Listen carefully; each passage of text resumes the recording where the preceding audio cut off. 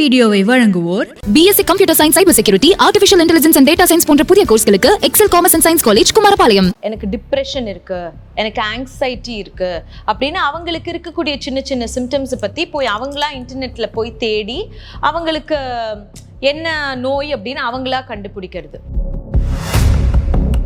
அந்த பேரண்ட் என்ன சொல்லணும்னா, உங்கள் கிளாஸில் இருக்கிற எல்லா பசங்களுமே ஒன்று மாதிரி தான். செகண்ட் இயர்ஸோட பாடி வந்து தூங்காத, எந்திரி, படி, ஏதாவது ஒன்று பண்ணு, லைஃப்ல ஏதாவது பண்ணு, ஒரு காலேஜ் தேடு, ஒரு இடத்துல செட்டில் ஆகு. தினம்தோறும் ஒரு 8 மணி நேரம் டிக்கெட் அந்த பொண்ணுக்கு மெசேஜ் அனுப்புறது, ஃபோன் பண்ணுறது, வீடியோ கால் பண்ணுறது, இல்லாட்டி வெளியில மீட் பண்ணுறது, அந்த பொண்ணை தவிர வேற எதையுமே பார்க்குறதும் இல்லை, பேசுறதும் இல்லை அப்படின்னா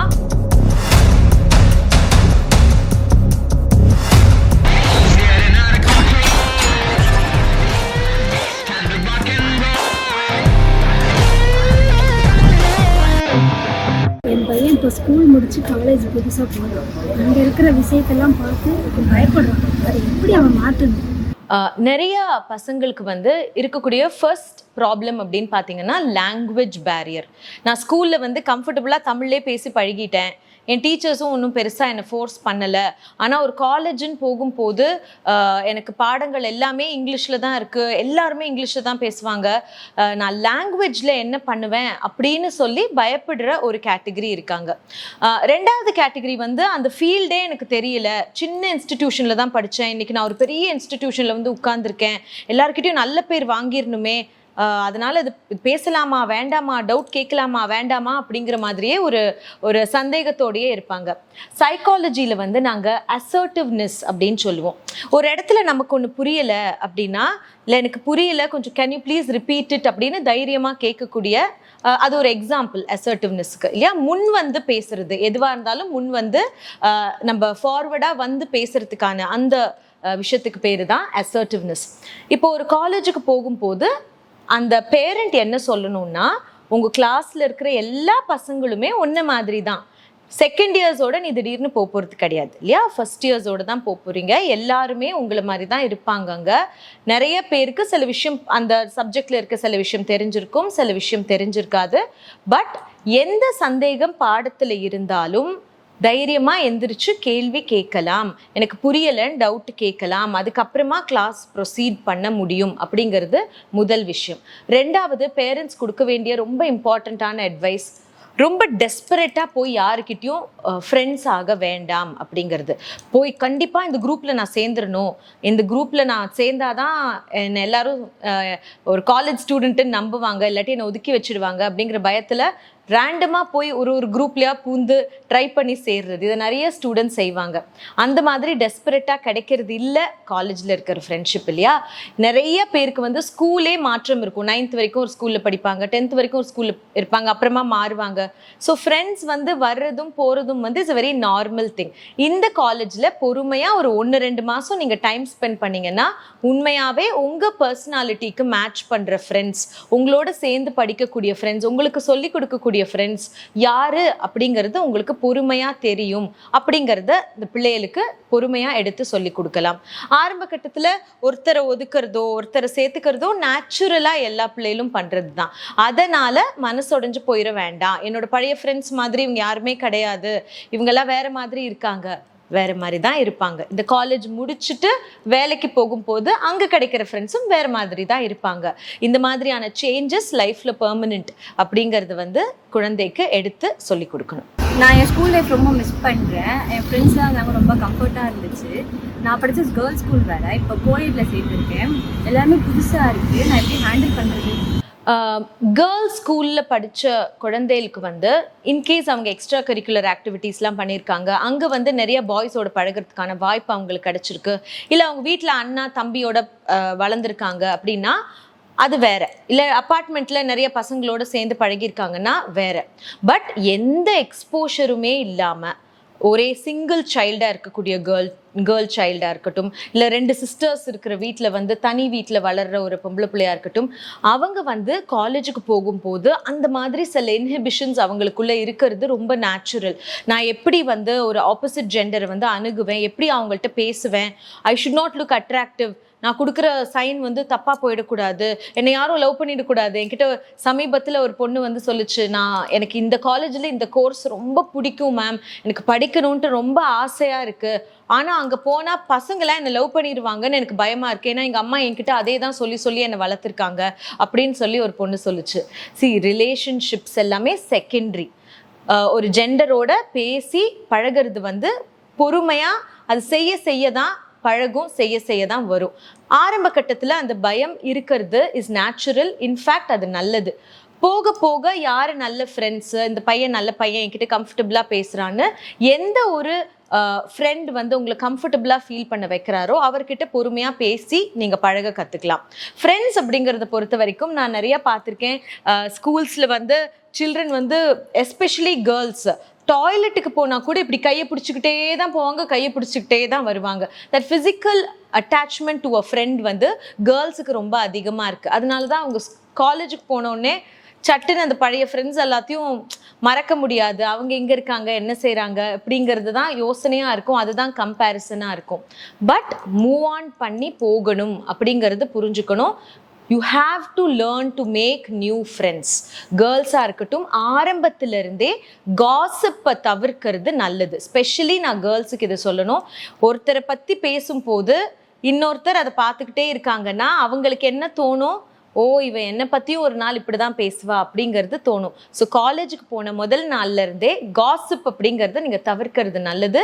இன்டெலிஜென்ட்டான கான்வர்சேஷன்ஸை ஃப்ரெண்ட்ஸோடு வச்சுக்கும் போது நல்ல குட் குவாலிட்டி ஃப்ரெண்ட்ஸ் உங்களுக்கு கிடைப்பாங்க.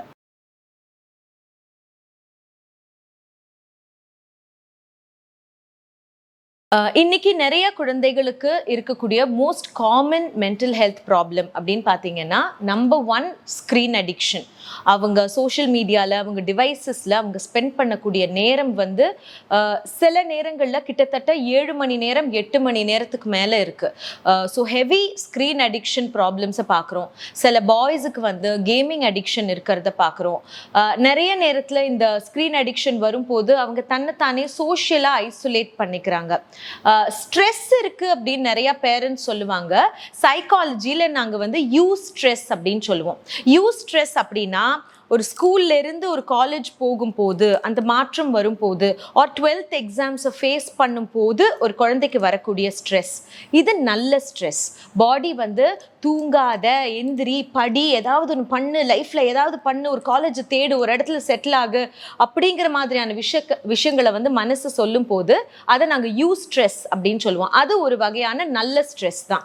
ஒரு வேலையை திடீர்னு இழந்த ஒருத்தர் வந்து நைட்டாக தூங்காமல் வேலை தேடுவார், அதையும் யூஸ்ட்ரெஸ்ன்னு சொல்லுவோம். It's your bodily need. உங்கள் பாடி என்ன சொல்லுது, தேடு, ஒரு வேலையை தேடு, ஒரு காலேஜை தேடு அப்படின்னு சொல்லுது இல்லையா, அதை வந்து நீங்கள் ஸ்ட்ரெஸ்ஸு அப்படின்னு தப்பாக நினைக்க வேண்டாம்.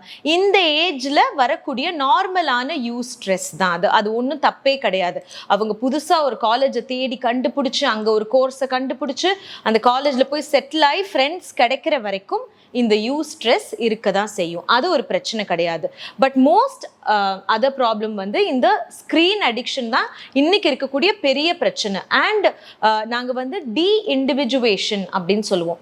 இண்டிவிஜுவேஷன் அப்படின்னா இன்டர்நெட்டில் ஒரு விஷயத்தை திரும்ப திரும்ப பார்த்துக்கிட்டே இருக்கும்போது அந்த இடத்துல போய் நான் என் கருத்தை கண்டிப்பாக பதிவிடணும், என் கருத்து வேற மாதிரி இருந்தாலும் நான் எல்லார மாதிரியும் பிஹேவ் பண்ணணும் அப்படிங்கிற மாதிரியான ஒரு தன்மை. இதை வந்து ரீசெண்டாக நடந்த சில போராட்டங்களை கூட நான் வந்து அதுக்கு ஒரு எக்ஸாம்பிளாக சொல்லுவேன். சில போராட்டங்கள் நடக்கும்போது ஸ்டூடெண்ட்ஸ் வந்து they want to be part of that, அந்த போராட்டத்தில் ஒரு பார்ட்டாக இருக்கணும்னு நினைக்கிறாங்க. ஆனால் அதை பற்றின விஷயங்கள் அவங்களுக்கு நிறைய தெரியறது கிடையாது. ஆனால் இதை நான் செய்தாதான் நானும் ஒரு யங்ஸ்டர் அப்படின்னு ஒரு தூண்டுதல் அவங்களுக்கு இருக்குல்ல. இது போக போக என்ன ஆகும், இப்போ ஒரு ஹீரோயின் இருக்காங்க, அவங்களோட ஃபோட்டோ இன்டர்நெட்டில் பார்க்குறாங்க, கீழே காமெண்ட்ஸில் போகும்போது எல்லாரும் திட்டி காமெண்ட்ஸ் போட்டால் இந்த பையனும் தன்னை அறியாமல் போய் திட்டி கமெண்ட் போட ஆரம்பிச்சிருவான். அவனுக்கு இருக்கக்கூடிய அந்த இண்டிவிஜுவல் நேச்சரே அவனுக்கு இல்லாமல் போகும். இதை இண்டிவிஜுவேஷன் அப்படின்னு சொல்லுவோம். இன்டர்நெட்டை அதிகமாக என்டர்டெயின்மெண்ட்டுக்கு தேவையில்லாத ஹார்ம்ஃபுல் காமெண்ட்ஸ் அதிகமாக பார்க்கக்கூடிய குழந்தைகளுக்கு வரக்கூடிய ஒரு பெரிய பிரச்சனை, எஸ்பெஷலி அடாலசன்ட் சில்ட்ரனுக்கு வரக்கூடிய பிரச்சனை. இதை தவிர ஆங்கர் இஷ்யூஸ். சமீபத்தில் நிறைய பசங்க வந்து அம்மா அப்பா கிட்ட ரொம்ப ரூடாக பிஹேவ் பண்ணுறது, கதவை டமால்னு அம்மா அப்பா முகத்து மேலே மூடிட்டு போகிறது, நீங்கள் சொல்கிறதெல்லாம் கேட்க முடியாது அப்படின்னு சொல்கிறது, இந்த மாதிரியான பிஹேவியரல் இஷ்யூஸை பார்க்குறோம். இதுக்கு முக்கியமான காரணம் என்ன அப்படின்னு பார்த்தீங்கன்னா, 2 1 ரொம்ப அதிகமாக ஸ்ட்ரிக்டாக இருக்கக்கூடிய பேரண்ட்ஸ், எதுக்கு எடுத்தாலும் திட்டிக்கிட்டே இருக்கக்கூடிய ஒரு அம்மா அப்பாவுக்கு ஒரு குழந்தை இப்படி தான் ஆகும். இல்லைன்னா எதையுமே கேட்காம ஓவர் ஃப்ரெண்ட்லியாக ஓவர் பேம்பர்டாக இருக்கக்கூடிய பேரண்ட்ஸ். ஸோ பிஹேவியரல் இஷ்யூஸ் குழந்தைகளுக்கு இருக்கக்கூடாதுன்னா எங்கேயோ ஒரு இடத்துல பேரண்ட்ஸ் வந்து பேலன்ஸ் பண்ணணும். எந்த இடத்துல கேள்வி கேட்கணுமோ, எந்த இடத்துல நிறுத்தணுமோ அந்த இடத்துல மட்டுமே நிறுத்தணும். எப்போவுமே நம்மளோட டேவை வந்து கரெக்டாக ஷெட்யூல் பண்ணணும். இவ்வளவு நேரம் நான் வந்து இன்டர்நெட்டில் ஸ்பெண்ட் பண்ணுறேன், இவ்வளோ நேரம் எங்கள் வீட்டில் அம்மா அப்பாவோட உட்காந்து நான் பேசுகிறேன், இவ்வளோ நேரம் என் ஃப்ரெண்ட்ஸோட நான் டைம் ஸ்பெண்ட் பண்ணுறேன், இவ்வளோ நேரம் என் பெட்டோட இருக்கேன், இவ்வளோ நேரம் நான் எனக்குன்னு டைம் ஸ்பெண்ட் பண்ணிக்கிறேன் அப்படிங்கிற மாதிரியான டைம் ஷெட்யூலிங்கை ஃபஸ்ட்டு ஒவ்வொரு அடாலசன்ட் சைல்டுமே ஒரு டீனேஜருமே ஒரு யங் அடல்ட்டுமே செய்யணும். அதுதான் first step to good mental health. என்னைக்கு என்னோட மென்டல் ஹெல்த்தில், அதாவது எனக்கு இருக்கக்கூடிய அட்டென்ஷனை நான் பிரித்து நிறைய பேருக்கு கொடுக்குறேனோ அன்னைக்கே எனக்கு பெரிய மென்டல் ஹெல்த் ப்ராப்ளம்ஸ் எதுவுமே வராது. எந்த ஒரு விஷயத்தை நான் ஃபுல் டைமாக செஞ்சுக்கிட்டே இருக்கிறேனோ, மற்றதில் என் டைமை நான் கொடுக்கலையோ, அப்போ மென்டல் ஹெல்த் ப்ராப்ளம்ஸ் வருவதற்கான வாய்ப்புகள் நிறையா இருக்குது. ஒரு லவ் ரிலேஷன்ஷிப்பில் இருக்கிற ஒரு 12th ஸ்டாண்டர்ட் பையன் அப்படின்னு வச்சுப்போம், தினம்தோறும் ஒரு 8 மணி நேரம் டிக்கி அந்த பொண்ணுக்கு மெசேஜ் அனுப்புறது, ஃபோன் பண்ணுறது, வீடியோ கால் பண்ணுறது, இல்லாட்டி வெளியில் மீட் பண்ணுறது, அந்த பொண்ணை தவிர வேற எதையுமே பார்க்குறதும் இல்லை பேசுறதும் இல்லை அப்படின்னா ஆப்வியஸாக அந்த பையனுக்கு மென்டல் ஹெல்த் இஷ்யூ வரும். ஸோ இந்த மாதிரியான டைமை பிரித்து எல்லாருக்குமே கொடுக்கறது இஸ் வெரி வெரி இம்பார்ட்டண்ட். 2வது, ஹெல்தியான ஃபுட் இஸ் ஈக்குவல் டு ஹெல்தியான மைண்ட். நல்ல ஆகாரத்தை நம்ம சாப்பிடணும். முடிஞ்ச அளவுக்கு physical exercises is a must. வேர்க்கக்கூடிய எக்ஸசைசஸை நம்ம கண்டிப்பாக தினம்தோறும் செய்யணும். வாக்கிங், ஸ்போர்ட்ஸ், ரன்னிங், ஏதோ ஒன்று. ஏன்னா அந்த ஏஜ் அந்த மாதிரி 40 வயசுலேயே அதை செய்ய சொல்கிறாங்க. அப்போ தீஸ் சில்ட்ரன் ஆர் ஒன்லி 18, 19, 20. அப்போ அந்த ஏஜில் இருக்கிறவங்களுக்கு daily at least half an hour வேர்க்கக்கூடிய எக்ஸசைசஸை பண்ணும்போது உடம்புக்கு தேவையான ஆட்ரினலின் கிடைக்குது. அந்த ஆட்ரினலின் நீங்கள் கொடுக்கலன்னா உடம்பு அதை போய் ஒரு வீடியோ கேம்லேயோ இல்லாட்டி ஒரு தேவையில்லாத ஒரு ஃபைட் இருக்கிற ஒரு படத்துலையோ இல்லை தேவையில்லாத ஏதாவது ஒரு இன்டர்நெட் கான்டென்ட்லேயோ இல்லைன்னா சப்ஸ்டன்சஸ்லேயோ சம்டைம்ஸ் கூட போய் தேடும். ஸோ இதுதான் ரொம்ப ரொம்ப முக்கியம். டாக்கிங் அபவுட் சப்ஸ்டன்சஸ், இன்னைக்கு வந்து சப்ஸ்டன்சஸ் எடுக்கிறதெல்லாம் இட்ஸ் வெரி நார்மல், இதெல்லாம் நாங்கள் ஒன்றும் கேள்வியே கேட்க மாட்டோம் அப்படின்னு சொல்கிற சில பேரண்ட்ஸையுமே நான் பார்க்குறேன். ரொம்ப ரொம்ப கஷ்டமாக இருக்குது. அவ்வளோ ஈஸி கிடையாது. வளர்கிற பிரெயின் வந்து 24 வயசு வரைக்கும் வளரும். ஸோ அந்த வளரக்கூடிய பிரெயின் வந்து ஹெல்தியாக வளரணும். இதில் வந்து smoking, drinking, drugs, chewable tobacco இந்த மாதிரியான விஷயங்கள் எல்லாம் குழந்தைகள் பழகினாலோ பயன்படுத்தினாலோ, இல்லை நான் வாரத்துக்கு ஒரு வாட்டி தான் பயன்படுத்துகிறேன்னாலும் பிரெயின் டேமேஜ் தான். இந்த மாதிரியான substance abuse related mental health ப்ராப்ளம்ஸும் நிறைய சில்ட்ரன் கிட்ட பார்க்குறோம்.